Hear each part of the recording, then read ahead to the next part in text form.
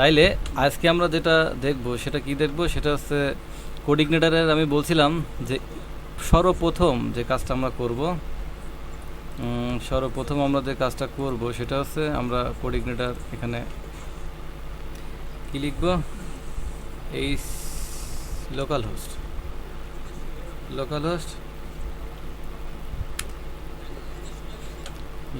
Host page not found. আবার জ্যাম্পের ধাক্কায় পড়লাম। ও মেশিন তো রিস্টার্ট দিয়েছিলাম আমি কালকে, যেখানে টিউটোরিয়াল বানানো হবে প্রায় 7 থেকে 8টা, সেখানে বানাতে পারে 4টে। ইনস্টলেশন প্রবলেম, সব ইনস্টলেশন প্রবলেম, কি একটা সমস্যা না, ইন্টারনেটের লাইন স্লো, আর স্লো থাকার ফলে আসলে আমি ডাউনলোড ডিরেক্টলি দেখাতে পারছি না, প্রবলেম হয়ে যাচ্ছে। কোথায় ওপেন হইলো?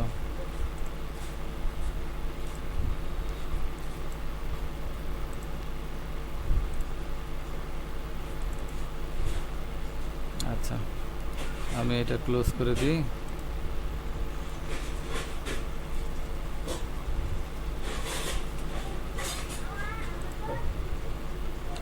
তাহলে আমরা জ্যাম্প স্টার্ট করে নিলাম।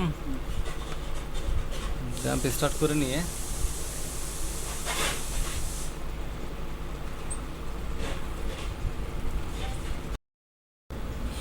আচ্ছা, তাহলে আমাদের জ্যাম্প স্টার্ট হয়েছে। এখন আমাদের যে কাজ সেটা হচ্ছে আমরা সর্বপ্রথম লোকাল হোস্ট আমাদের প্রজেক্টটা আগে তাই দেখি যে প্রজেক্টের কী অবস্থা। তো প্রজেক্টের এইটা, তাই না? আচ্ছা, আমাদের প্রজেক্ট, এখন আমরা আমাদের ফাইলটা ওপেন করি। আমাদের ফাইলটা ওপেন করে আমরা ফার্স্ট যেটাখানে যাবো সেটা হচ্ছে আমাদের কন্ট্রোলার। রুটের দরকার নাই, কারণ আমরা লারাভেল নিয়ে কাজ করছি না। লারাভেল থাকলে আমাদের আগে পড়িতে থাকা লাগতো রুটে। এ তো ডিফল্ট রুট একটা, আরও রুট দিয়েই কাজ সব। হ্যাঁ, তো এখানে আমরা যেটা দেখছি সেটা হচ্ছে ওয়ার্ল্ড এবং হ্যালো। আমরা এই দুইটা মেথড তৈরি করছিলাম ওয়েলকাম ক্লাসের মধ্যে। এখন আমাদের এইটা যদি আমরা দেখতে চাই, আমাদের মেথডটা আমরা দেখতে চাই, তো আমরা যাবো তো আসলে এইভাবে। আমি এই বিষয়ে আর একটু বলছি যে আমাদের এখন এটা পাবে না। তো আমাদের এইটা হচ্ছে বেস ইউআরএল। আমি আবারও বলি, আমাদের এই এতটুকু হচ্ছে বেস ইউআরএল। আমরা এখন ডেভেলপমেন্টে আছি বলে আমার লোকাল হোস্ট এবং আমাদের যে রুট ফোল্ডার, সেই ফোল্ডারের নামটা দেখাচ্ছে, কিন্তু আসলে এটা হবে কি, এটা হবে something.com। ঠিক আছে, ওটাকে বেস ইউআরএল বলা হয়, যেটা করলেই অ্যাড্রেস বারে দিলেই যেটা হোম পেজ আসে সেটাকে বেস ইউআরএল বলা হয়। ঠিক আছে, তারপরে আসবে কি কন্ট্রোলার, দেন কি হ্যালো। কিন্তু কোডিগনেটর যে আর্কিটেকচার, কোডিগনেটর সিস্টেমগুলো যেটা যেভাবে আসে সেটা হচ্ছে আমাদের রুট ফোল্ডারে যাওয়ার পরে আমাদের একটা ইন্ডেক্স ফাইল আছে, index.php। তো index.php ইনভোক করতে হয়, তার index.php হয়ে সে কন্ট্রোলারে যাবে, কন্ট্রোলার থেকে সে মেথডে যাবে। তো এখন কিন্তু সে এই মেথডটা পাবে, অর্থাৎ আমাদের মেথডে যেটা লেখা আছে সেটা কিন্তু ডিসপ্লে হবে। তো আমরা চাচ্ছি এখন index.php এটা যেন না থাকে, এইটা থাকার দরকার নাই। আমাদের জাস্ট আমরা ইউআরএল দেখবো, ফ্রেশ ইউআরএল দেখবো, এইভাবে এমন হয়। ঠিক আছে, কন্ট্রোলার দেন মেথড, এর সিস্টেমে কিন্তু কোডিগনেটরের সিস্টেমে কিন্তু এমন root URL, base URL slash কি, যে কন্ট্রোলারই আমরা বানাই না কেন সে কন্ট্রোলার, এবং কন্ট্রোলারের মধ্যে যে মেথড দেবো সেই মেথড নেব।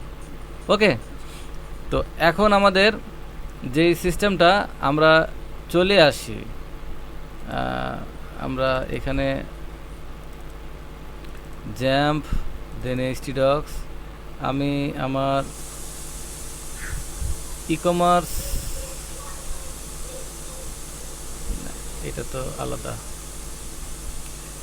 ব্লগ ব্যাস্ট কোডিগনেটর ই কমার্স, এখানে আমার htaccess নামে একটা ফাইল আছে, আমি নিয়ে আসি আগে। হ্যাঁ, কপি করলাম, কপি করে আমি যেটা কাজ করব সেটা হচ্ছে আমি এর মধ্যে আমি এই যে এগুলো ডিলিট করে দিই। হ্যাঁ, এগুলো আমার দরকার নাই, এগুলো দরকার নাই, শুধু শুধু অনাকাঙ্ক্ষিত আবার ইন্ডেক্স পিএইচপি ডিলিট করার দরকার। হ্যাঁ, তো এটা হচ্ছে গিটের জন্য, ভার্সন কন্ট্রোল গিটের জন্য, এটাও ডিলিট করে দেওয়া যায়, এখন থাক। তো আমি এখানে htaccess এই ফাইলটা দিলাম। আসলে এটা কি, এই htaccess ফাইলটা সর্বপ্রথম যখন আমরা রুট লিখব, বেস ইউআরএলটা লিখব, লেখার পরে সেই ইন্ডেক্স হয়ে কী করবে, ভিতরে ঢুকবে।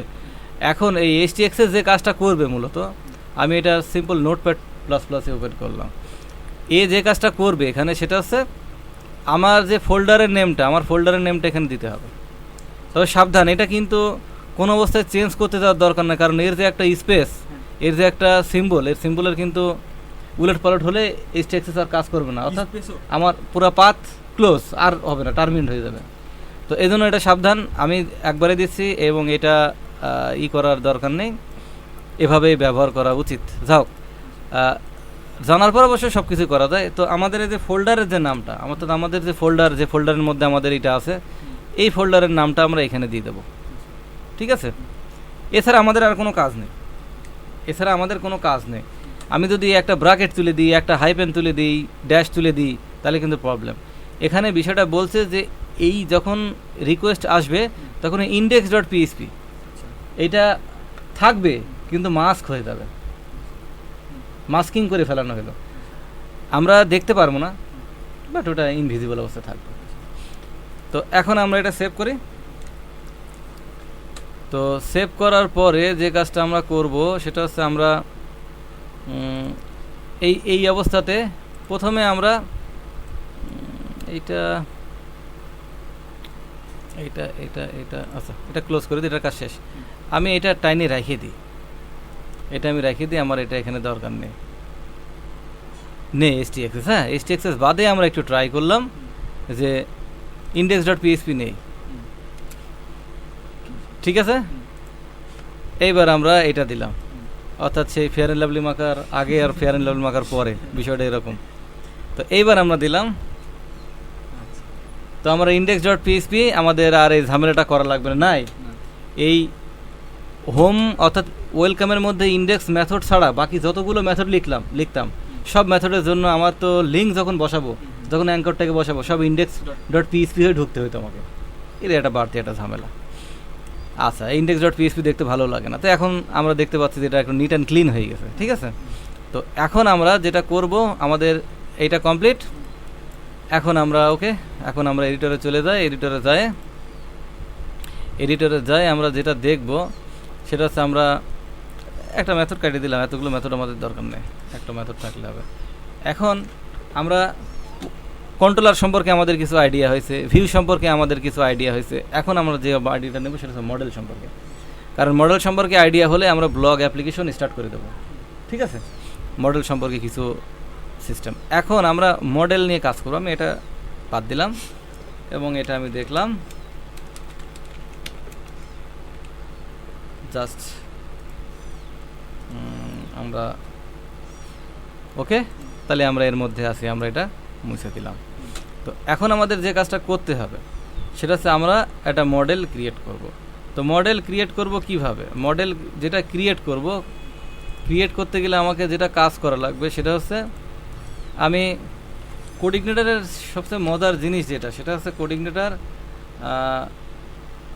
প্রজেক্টের নাম কি আছে?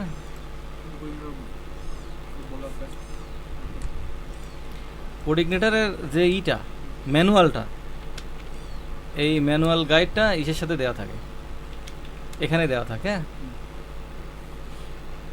মানে এই তোমার যখন কোডিগনেটর ডাউনলোড করো ওই ফাইলের সাথে দেওয়া থাকে, ইন্টারনেট বাদে এসে চলে, ঠিক আছে? এটা অনেক ভালো জিনিস, কারোর ডকুমেন্টেশনও কিন্তু এভাবে পাওয়া যায় না, সব অনলাইন থাকতে হয়। আর এই কিন্তু আগেও কোডিগনেটর 2তেও যেমন ছিল, কোডিগনেটর 3তেও আছে। তো এখানে আমরা ফার্স্টে যেটাতে আসবো সেটা হচ্ছে মডেলে আমরা আসলাম। তো মডেলসে আসলাম। তো মডেলটা আমি বলি যে মডেলটা কি জিনিস। মডেলটা হচ্ছে এটা একটা পিএইচপি ক্লাস কিন্তু, এবং যেটা ডিরেক্টলি ডেটাবেজের সাথে সম্পর্ক, ডেটাবেজের সাথে। তাহলে আমরা ডেটাবেস চিনি, ডেটাবেস কি? MySQL, database management system. তো মাইএসকিউএলে আমরা যে টেবিলগুলো ক্রিয়েট করব, ডেটাবেসগুলো ক্রিয়েট করব, সেগুলোর সাথে সে কি খুব ক্লোজলি কানেক্টেড। মডেলকে কিন্তু কখনোই ইউআরএল হিসাবে দেখা যায় না, ঠিক আছে? কখনোই দেখা যাবে না।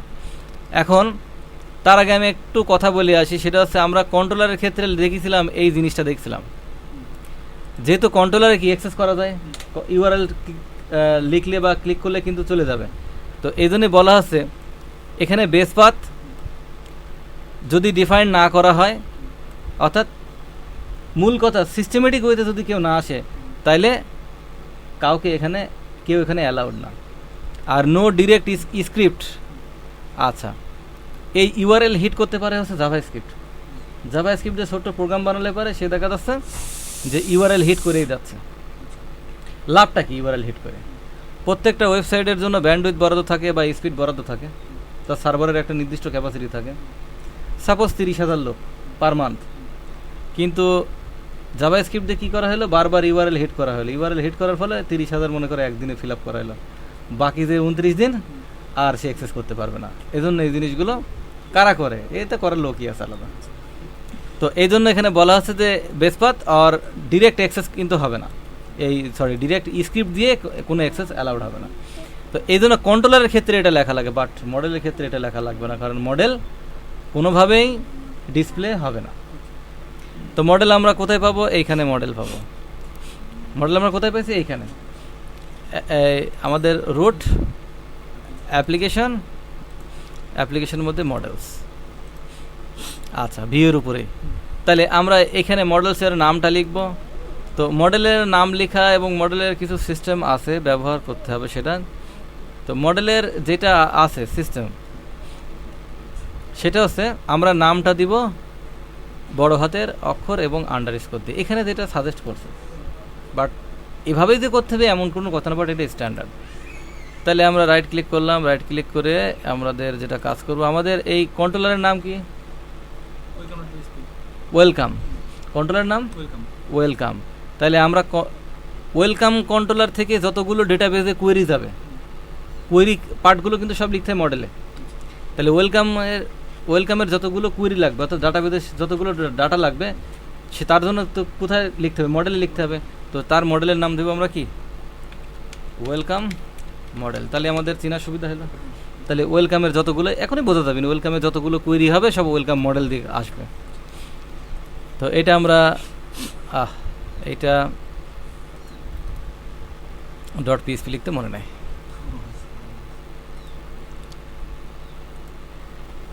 .php। তাহলে ওয়েলকাম মডেল। এখন এইটার স্ট্রাকচার কেমন হবে? এটার স্ট্রাকচার এখানে ক্লিনভাবে বলে দেওয়া আছে, সেটা হচ্ছে এই যে স্ট্রাকচার, বেসিক স্ট্রাকচার এমনই থাকবে, এটা থাকতেই হবে। তো এইটা আমি পিএইচপি দিই। তাহলে মডেল নেমটা কি?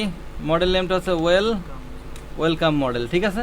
এবং এটা এক্সটেন্ড করবে কাকে? সিআই মডেল কি? আমরা তো জানি যে সিআই মডেলে কোঅর্ডিনেটরে অনেক কিছুই লিখে রাখছে, যে ফ্যাসিলিটিসগুলো আমরা কি এখান থেকে বসে দিস করে পাবো, তাই না? তো এখন এই যে কনস্ট্রাক্টরের বিষয়টা কেমন? কনস্ট্রাক্টর আমরা চিনি, বাট এটা কিন্তু আমরা এখনো চিনি না। আচ্ছা, এইটা বলা আছে প্যারেন্ট, এবং এটা ডবল কোলন অর্থাৎ স্কোপ রেজুলেশন অপারেটর বলা হয়। যদি প্যারেন্ট দিয়ে এইটা দিয়ে কনস্ট্রাক্টর দেওয়া থাকে, তো ওয়েলকাম মডেল তো একটা কি চাইল্ড ক্লাস না? তো চাইল্ড ক্লাসের কনস্ট্রাক্টর এটা, তাই না? কিন্তু সে তার প্যারেন্ট ক্লাসের কনস্ট্রাক্টরকেও পাবে, ইনহেরিট করবে। কীভাবে লিখতে হয় তখন এইভাবে? এইটা মানে কি প্যারেন্ট, তার মানে ওয়েলকাম মডেল যেটা, সেটা সিআই মডেলের যে কনস্ট্রাক্টর তাকেও পাবে। আর কনস্ট্রাক্টর তখনই হিট হয় যদি ওই ওই ক্লাসকে যখন কল করা হয়। কল করলে সব মেথডের আগে কনস্ট্রাক্টর হিট হবে, অর্থাৎ কনস্ট্রাক্টর অন হবে। ক্লিয়ার ব্যাপারটা? তো এইটা লিখে রাখা কি ভালো, ঠিক আছে। এবার বাদ বাকি যা আছে সব আমাদেরটা লিখবো। তো এটা আমরা কিভাবে লিখবো? তো ওয়েলকাম মডেল, আমাদের এটার নাম ওয়েলকাম মডেল। তো আমরা একটু কপি করে আমরা এসে যাব। তো আমাদের হ্যালো মেথড, আমরা কিন্তু এই মেথডের উপরেই কাজ করবো এখন। তো আমি চাচ্ছি যে প্রথম এখনও কিন্তু কোঅর্ডিনেটর জানে না যে আমার মডেল আছে, ঠিক আছে। তো দিস লোড,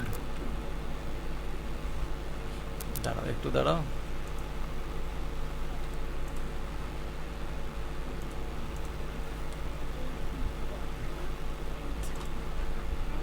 দিস লোড কি করবে? লোড একটা প্রপার্টি, যেটা যে কোনো ধরনের ফাইল আমরা দেখছি, ভিউ ফাইল লোড করা দেখছি, ঠিক আছে। এই এখন কি করবে? একটা মডেল লোড করবে। তো আমাদের মডেলের নামটা কি? আমাদের মডেলের নামটা হচ্ছে ওয়েলকাম মডেল। ক্লিয়ার? আমাদের মডেলের নামটা হচ্ছে ওয়েলকাম মডেল। তো আমাদের মডেল লোড করা কমপ্লিট। এখন তো ব্যাপারটা হচ্ছে যে কাজ করতে হবে, সেটা হচ্ছে আমাদের ডেটাবেস ক্রিয়েট করা লাগবে। তা না ছাড়া তো মডেল আমরা কী করবো? তাহলে ডেটাবেসে আমার কী থাকতে হবে? ডেটা থাকতে হবে। তো আমি আমার লোকাল হোস্টে আমি চলে যাই, লোকাল হোস্ট /phpMyAdmin, তো এখানে আমি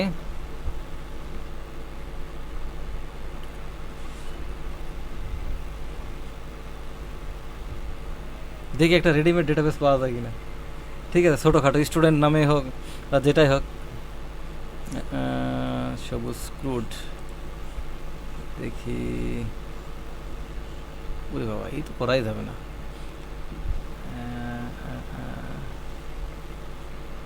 তাইলে আমাদের এই পরিশ্রমটুকু কমে যাবে। হ্যাঁ, স্টুডেন্ট ক্রুড এটা মনে হয় হবে। স্টুডেন্টের মধ্যে আবার নাম আছে ইউজার, এমনিই তো কনফ্লিক্ট বেঁধে যাবে। স্টুডেন্ট নাম না, এটাতে আমাদের কাজ চলবে। তো ডেটাবেস স্টুডেন্ট নাম কিন্তু আবার ইউজার, হ্যাঁ মনে রাখতে হবে। তাহলে স্টুডেন্ট ক্রুড, তো এখন আমরা এর সেটিং করব কোথায়? আমরা তো এর আগে কী লেগেছি এখানে মাথার উপরে দিয়ে ডিবি কানেকশন এই সেই এগুলো, বাট এটা তা না।